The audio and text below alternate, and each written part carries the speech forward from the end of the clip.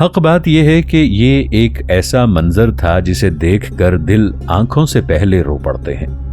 لیکن مسلمان اس مسلم نوجوان کو چھڑانے کے لیے کیا کرتے اور وہ کیا کر سکتے تھے؟ وہ اس دلدوز منظر کے سامنے اپنے آپ کو یوں محسوس کرتے تھے کہ ان کے ہاتھ پیچھے کی طرف بندھے ہوئے ہیں، اور یہ ہاتھ اس عہد کی پابندی نے باندھے تھے جو حضرت نبی کریم صلی اللہ علیہ وآلہ وسلم نے قریش کو دیا تھا، اور اس بات کی عظمت کے لیے دیا تھا جس کی تنفیذ اس معاہدہ صلح کی روح سے لازم آتی ہی، جس نے ان کی مشکیں باندھ دی تھیں، اور وہ سہیل بن عامر سے معترض ہونے کی جرت نہ کر سکتے تھے، جس نے اپنے نوجوان مسلمان بیٹے کی آزادی سلب کر لی تھی اور اسے بت پرست معاشرے میں واپس جانے پر مجبور کیا جس میں وہ زندگی گزارنا نہیں چاہتا تھا۔ اور ابن اسحاق رحمۃ اللہ علیہ نے ابو جندل رضی اللہ عنہ کے واقعے کی طرف اشارہ کرتے ہوئے بیان کیا ہے کہ مسلمانوں پر یہ بات گراں گزری اور ان کو بہت غم ہوا، قریب تھا کہ وہ غم سے ہلاک ہو جاتے، اور بعض نے تو الم اور جلن کے باعث حضرت نبی کریم صلی اللہ علیہ وآلہ وسلم سے دریافت کیا کہ آپ صلی اللہ علیہ وآلہ وسلم قریش کی طرف اس آدمی کو کیوں لوٹاتے ہیں جو مسلمان ہو کر آتا ہے، اور قریش اس شخص کو واپس کیوں نہیں کرتے جو ان کی طرف مرتد ہو کر جاتا ہے؟ یہ بات وہ اس لیے پوچھتے تھے کہ جس بات کا احاطہ علم نبوی نے کیا ہوا تھا وہ اس کا احاطہ نہ کر سکتے تھے، نیز ان کا ادراک ان مقاصد کے حصول سے قاصر تھا جن کا ادراک رسول کریم صلی اللہ علیہ وآلہ وسلم کر سکتے تھے۔ اس استفسار کا حضور علیہ السلام نے نہایت حکیمانہ، منطقیانہ اور واقعے کے مطابق جواب دیا جو مومن دلوں کے لیے مرہم کی طرح بن گیا اور انہیں اس غم سے نجات دی جس سے وہ خاص طور پر ابو جندل رضی اللہ عنہ کے واقعے کے بعد دوچار ہوئے تھے۔ حضور علیہ السلام نے جواب دیا کہ جو شخص مسلمانوں میں سے مرتد ہو کر قریش کی طرف جائے گا اللہ تعالیٰ اسے واپس نہ لائے، کیونکہ اس میں کوئی بھلائی نہیں، اور مسلمان اس انسان سے کیا فائدہ حاصل کر سکتے ہیں جو ان کے دین کو چھوڑ گیا ہے۔ اب رہے وہ کمزور مسلمان جنہوں نے مسلمانوں سے حق پناہ طلب کیا اور حضور علیہ السلام نے انہیں کفار مکہ کی طرف لوٹا دیا، ان قریب اللہ تعالیٰ ان کے لیے رہائی کی سبیل بنائے گا، اس میں کچھ شبہ نہیں۔ جب تک وہ اپنے دین پر قائم رہیں گے، اگر مکہ کے قید خانوں میں وہ ایمان کا ٹیکس ادا کرتے تو انہیں کیا ہوتا؟ اس سے پہلے ان کے بھائیوں نے عقیدے سے تمسک کی وجہ سے ان سے بھی زیادہ تکالیف برداشت کی ہیں، حتیٰ کہ ان میں سے بعض خوفناک اور وحشیانہ عذاب سے مر گئے اور سابقون الاولون کے درمیان چوٹی کے آدمی بن گئے، جیسے عمار رضی اللہ عنہ اور عمار رضی اللہ عنہا، بلال اور مصعب بن عمیر رضی اللہ عنہم۔ مشرکین کے قید خانوں میں ان لوگوں نے خوف، بھوک اور وحشیانہ تعذیب کے جو مزے چکھے انہوں نے ان کو خوبصورت بنا دیا۔ اگر یہ تعبیر صحیح ہے تو دنیا بھر میں ان کی باتوں کا چرچا ہو گیا، اور عقیدے کی راہ میں ان کی قربانی اور فداکاری سے تاریخ ہمیشہ ان کی معطر یاد سے مہکتی رہے گی۔ گویا رسول کریم صلی اللہ علیہ وآلہ وسلم نے زبان حال سے وفائے عہد کرتے ہوئے ابو جندل کو اس کے مشرک باپ کی طرف یہ کہتے ہوئے واپس کر دیا کہ ابو جندل اور اس کے بھائیوں کو عقیدے کے تحفظ میں جو عذاب مکہ کے قید خانوں میں دیا جا رہا ہے اس پر وہ ثابت قدم رہے۔ اللہ تعالیٰ ان کو نجات دینے والا ہے اور ان کے لیے تکالیف سے نکلنے کی سبیل پیدا کرنے والا ہے۔ کیا اللہ تعالیٰ نے سچے مومنوں کے لیے نہیں فرمایا وَمَن يَتَّقِ اللَّهَ يَجْعَل لَّهُ مَخْرَجًا وَيَرْزُقْهُ مِنْ حَيْثُ لَا يَحْتَسِبُ، کہ جو اللہ سے ڈرتا ہے اللہ اس کے لیے نجات کی صورت نکال دیتا ہے اور اسے رزق دیتا ہے جہاں سے اسے گمان بھی نہ ہو۔ اور اللہ تعالیٰ نے اپنے وعدے کو پورا کر دیا اور ابو جندل اور اس کے کمزور بھائیوں کے لیے مکہ کے قید خانوں سے نکلنے کی سبیل پیدا کر دی۔ ابھی 1 سال سے بھی کم عرصہ نہیں گزرا تھا کہ وہ مکہ کے قید خانوں سے بھاگ گئے اور ایسی طاقت بن گئے جس سے کفار مکہ خوف کھانے لگے۔ کیونکہ انہوں نے ان کے راستوں پر قبضہ کر لیا تھا جن پر شام سے آنے والے مشرکین کے قافلے گزرتے تھے۔ اس کی تفصیل انشاءاللہ آگے چل کر بیان ہوگی۔ ناظرین، آگے بڑھنے سے پہلے کامنٹ سیکشن میں ہمیں اپنی آراء سے ضرور آگاہ کیجیے گا کہ آپ کو ہماری یہ سیریز کیسی لگ رہی ہے۔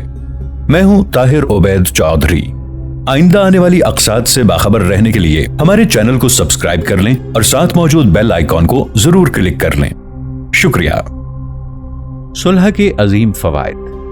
اگرچہ عامت المسلمین ان شرائط سے تنگ دل اور مغموم تھے جنہیں حضرت نبی کریم صلی اللہ علیہ وآلہ وسلم نے قبول کر لیا تھا،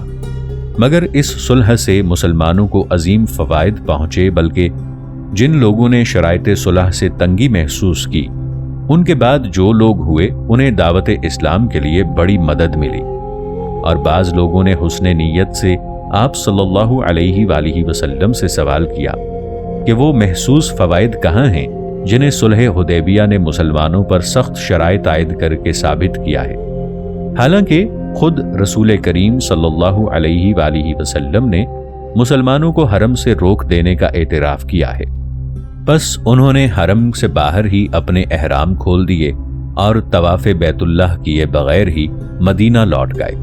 حالانکہ ان کا بڑا مقصد یہی تھا اور وہ مدینہ سے تکلیف برداشت کر کے اسی مقصد کو پورا کرنے کے لیے آئے تھے۔ اس سوال کا جواب یہ ہے کہ رسول کریم صلی اللہ علیہ وآلہ وسلم نے سہیل بن عمرو کے ساتھ اس صلح میں یہ اقرار و اتفاق نہیں کیا تھا کہ مسلمانوں کو ہمیشہ ہمیش کے لیے طواف کرنے اور حرم میں داخل ہونے سے روک دیا جائے گا۔ آپ صلی اللہ علیہ وآلہ وسلم نے صرف اس امر پر اتفاق کیا ہے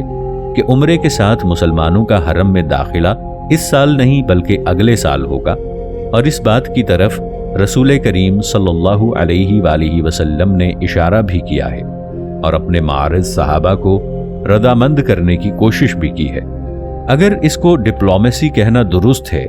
تو اس سے پتہ چلتا ہے کہ آپ صلی اللہ علیہ وآلہ وسلم نے نہایت عقل مندی کے ساتھ اعلیٰ ڈپلومیسی اور عسکری سیاست سے کام لیا ہے، اور اس کے مطابق چلنے سے آپ صلی اللہ علیہ وآلہ وسلم نے بہت سی جانوں کو بچا لیا ہے جن کے خون بہانے سے آپ صلی اللہ علیہ وآلہ وسلم کو کوئی دلچسپی نہ تھی، بلکہ آپ صلی اللہ علیہ وآلہ وسلم حرم کے اندر خون بہانے کو نہایت ناپسندیدگی کی نظر سے دیکھتے تھے، جن کا سہولت اور کثرت سے بہانا ممکن تھا۔ جس طرح جابر لیڈر بنو کے شمشیر اپنے مقاصد کو پورا کرتے ہیں، اسی طرح رسول کریم صلی اللہ علیہ وآلہ وسلم بھی بنو کے شمشیر مکہ میں داخل ہونے پر قادر تھے، لیکن آپ صلی اللہ علیہ وآلہ وسلم کو تو اللہ تعالیٰ نے رحمت للعالمین بنا کر بھیجا تھا۔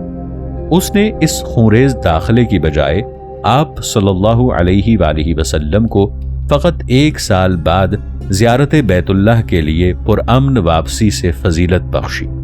اس لیے آپ صلی اللہ علیہ وآلہ وسلم نے اس شرط کو جسے قرشی نمائندے نے لکھوایا تھا قبول کر لیا،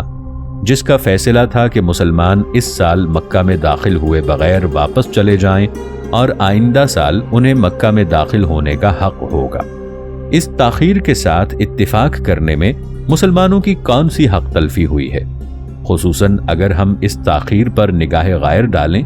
تو یہ سینکڑوں بلکہ ہزاروں جانوں کے بچانے کا بڑا سبب بنی ہے۔ اگر حضرت نبی کریم صلی اللہ علیہ وآلہ وسلم اس تاخیر سے اتفاق نہ کرتے اور بزور قوت مکہ میں داخل ہونے پر اصرار کرتے تو ممکن تھا کہ فریقین کی جانب سے ہزاروں جانیں تلف ہو جاتی۔ پھر اس امر سے کیا فرق پڑتا ہے کہ انسان جب تک اپنے حق کے حاصل کرنے کا حق رکھتا ہے اسے آج لے لے یا کل لے لے۔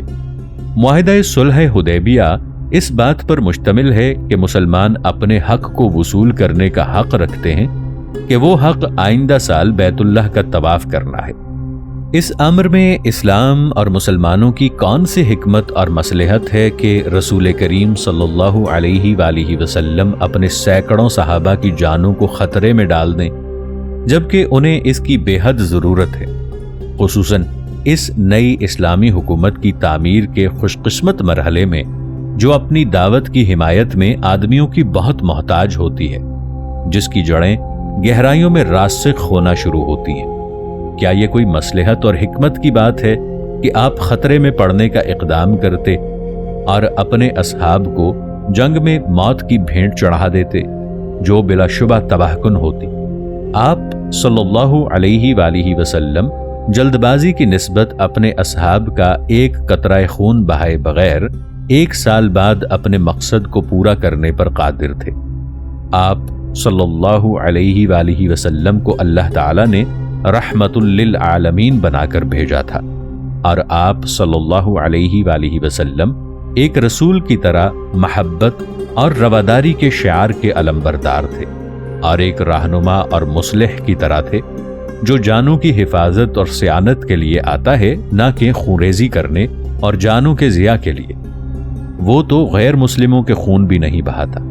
پھر آپ صلی اللہ علیہ وآلہ وسلم ایک لیڈر کی طرح اپنے صحابہ کی جانوں کی حفاظت کے ذمہ دار تھے۔ آپ صلی اللہ علیہ وآلہ وسلم اس خطرے میں پڑنے کا اقدام کر ہی نہ سکتے تھے جس سے ایک بے ضرورت تباہ کن جنگ میں آپ کو حصہ لینا پڑتا۔ ہاں، یہ بات تب ہوتی جب آپ صلی اللہ علیہ وآلہ وسلم اپنے ان صحابہ کے پرجوش جذبات کے سامنے سر تسلیم خم کر دیتے جن کے حواس اس بات کے سمجھنے سے قاصر تھے جسے تجربہ کار اور ذمہ دار لیڈر نے سمجھا تھا۔ پھر رسول کے پاس اللہ تعالیٰ کے ہاں سے وحی آتی ہے اور وہ امر الہی کے بغیر کوئی کام نہیں کرتا۔ سطحی شرط۔ رسول کریم صلی اللہ علیہ وآلہ وسلم نے قریش کی اس شرط کو قبول کر لیا جس کے بموجب اس سال مکہ میں آپ صلی اللہ علیہ وآلہ وسلم کا داخلہ ممنوع ہو گیا۔ ہاں، اگلے سال آپ صلی اللہ علیہ وآلہ وسلم اور آپ کے اصحاب مکہ میں داخل ہو سکتے تھے۔ قریش نے اس شرط کے لکھوانے سے یہ مظاہر کیا کہ انہوں نے مسلمانوں پر فتح حاصل کر لی ہے، جبکہ یہ شرط حقیقت میں ایک باریک اور شفاف پردے سے زیادہ حیثیت تھی جسے ان کی بت پرستانہ لاف و گزاف اور جاہلی تکبر نے ہوا دی تھی۔ یہ شکست انہیں اس صورت میں ہوئی کہ انہوں نے اس آندھی کے سامنے جھک کر یہ بات قبول کر لی کہ مسلمانوں کو مکہ میں داخل ہونے کا حق حاصل ہے، اور وہ ان کے طواف بیت اللہ کے حق کو تسلیم کرتے ہیں جس کے تسلیم کرنے سے وہ انکار کرتے رہے، یہاں تک کہ ان کے نمائندے نے معاہدہ صلح پر دستخط کر دیے جس میں مسلمانوں کے اس حق کو تسلیم کیا گیا ہے۔ اس شرط سے قریش نے جو کچھ حاصل کیا وہ یہ تھا کہ آپ صلی اللہ علیہ وآلہ وسلم کے موافق اصحاب نے بھی اس کو بڑی بات خیال کیا کہ رسول کریم صلی اللہ علیہ وآلہ وسلم نے عمرے کے لیے مکہ میں داخلے کو 1 سال پیچھے کر دیا ہے۔ قریش کے لیڈروں نے سب سے نمایاں بات اسے ہی خیال کیا، یا مشرکین عرب کے سطحی لوگوں کو اس وہم میں ڈال دیا کہ اس بات میں قریش کو مسلمانوں پر بڑی فتح حاصل ہوئی ہے، جبکہ حقیقت یہ ہے کہ رسول کریم صلی اللہ علیہ وآلہ وسلم نے زیادہ سے زیادہ جس بات پر اتفاق کیا ہے وہ یہ ہے کہ آپ صلی اللہ علیہ وآلہ وسلم اپنے حق کو 1 سال کی تاخیر سے حاصل کریں گے، اور قریش تو اس صلح کی پختگی سے قبل مسلمانوں کے اس حق کو تسلیم کرنے سے ہی انکار کرتے تھے۔ قریش نے اس صلح کو پختہ کر کے مسلمانوں کے حق کو تسلیم کرنے پر مہر لگا دی ہے جس کے تسلیم کرنے سے وہ انکار کرتے تھے اور سخت قسمیں کھاتے تھے کہ وہ مسلمانوں کو کبھی یہ حق نہیں لینے دیں گے۔ اسی لیے وہ مکہ سے نکل کر تمام قوت کے ساتھ حدیبیہ میں آ گئے تاکہ وہ اس گنہگارانہ قسم کو پورا کریں اور کسی شرط اور قید کو قبول کیے بغیر اور بغیر کسی قسم کی گفتگو کے مسلمانوں کو واپس مدینہ جانے پر مجبور کر دیں۔ مگر جب انہوں نے دیکھا کہ مسلمان حدیبیہ میں ٹھہرنے کا مصمم ارادہ کیے ہوئے ہیں اور اس کی وجہ سے ایسا مسلح تصادم بھی ہو سکتا ہے جس میں ہمیشہ کے لیے ان کی ہستی ختم ہو سکتی ہے، خصوصاً درخت تلے بیعت کرنے کے بعد، یہی مفہوم مراد لیا جا سکتا ہے کہ مسلمان عام لام بندی کر رہے ہیں اور مجبوری کی صورت میں جنگ میں حصہ لینے کے لیے بھی تیار ہیں۔ قریش نے بھی سمجھ لیا کہ جب مسلمان حملے کے لیے مجبور ہو گئے تو وہ ان کے مقابلے کی تاب نہیں لا سکیں گے۔ اس لیے وہ اس آندھی کے سامنے جھک گئے اور اپنی قسم سے رجوع کر لیا اور آئندہ سال عمرے کے لیے مسلمانوں کے مکہ میں داخل ہونے پر متفق ہو گئے۔ لیکن ان کا یہ رجوع بھی عین شکست ہی تھا۔ بس یہ بات یقینی طور پر ثابت ہو گئی کہ اس اہم اور پیچدار قضیے میں زبردست فتح حاصل کرنے والے مسلمان تھے، نہ کہ مشرکین۔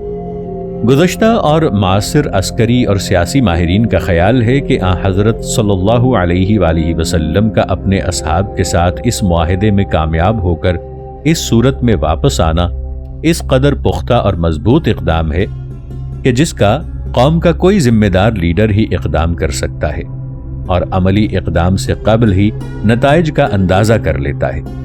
تاریخ کے اسکالروں اور فلسفیوں نے صلح حدیبیہ کو بڑی فتح خیال کیا ہے، جسے حضرت نبی کریم صلی اللہ علیہ وآلہ وسلم نے اسلام اور مسلمانوں کے لیے حاصل کیا تھا۔ قضیہ حدیبیہ اور تاریخی صلح کو جس پر سارا چکر ختم ہوا، گہری نظر سے دیکھنے والا معلوم کر لیتا ہے کہ اس قضیے سے عقائدی، سیاسی، ادبی اور اطلاعاتی فوائد حاصل ہوئے جن کا اسلام اور مسلمانوں کو فائدہ پہنچا۔ ہم اس جگہ بعض فوائد کی طرف اشارہ کریں گے۔ قریش کا مسلمانوں کے وجود کو تسلیم کرنا۔ مکہ میں دعوت اسلام کے آغاز سے نیز 15 سال سے بلکہ صلح حدیبیہ تک قریش حضرت نبی کریم صلی اللہ علیہ وآلہ وسلم اور آپ کے اصحاب کو ایک چھوٹی سی جماعت خیال کرتے تھے جس کا کوئی وجود ہی نہ ہو۔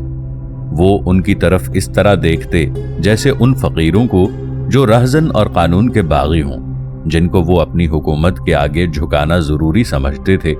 اور انہیں اپنی بت پرستانہ کہانت کی اطاعت کے دائرے میں واپس لانا چاہتے تھے یا ان سے کسی ذریعے سے نجات حاصل کرنا چاہتے تھے۔ قریش نے کبھی سوچا بھی نہ تھا کہ کسی دن وہ ان کے ساتھ مد مقابل لوگوں کی طرح ایک ہی دسترخوان پر بیٹھ کر گفتگو کریں گے اور وہ ایک تحریری معاہدے میں انہیں ایک قوم کے طور پر تسلیم کریں گے جس کا اپنا ایک وجود ہوتا ہے،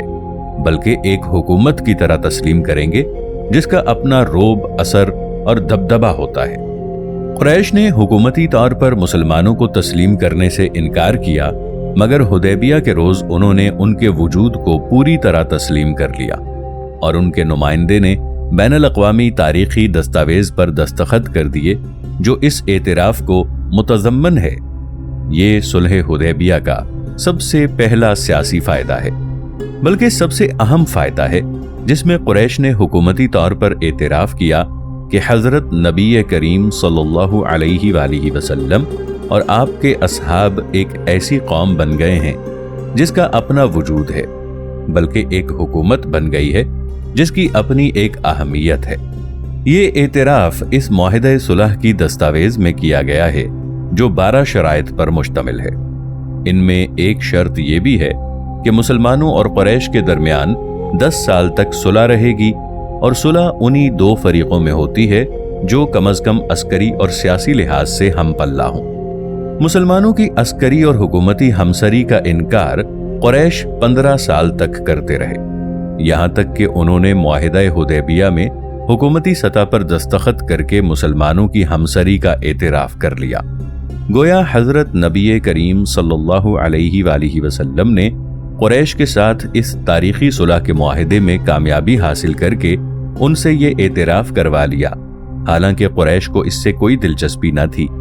اگر حضرت نبی کریم صلی اللہ علیہ وآلہ وسلم قضیہ حدیبیہ میں باوجود طاقت رکھنے کے قریش کے بالمقابل صبر و ضبط سے کام نہ لیتے اور نرمی کی سیاست کو اختیار نہ کرتے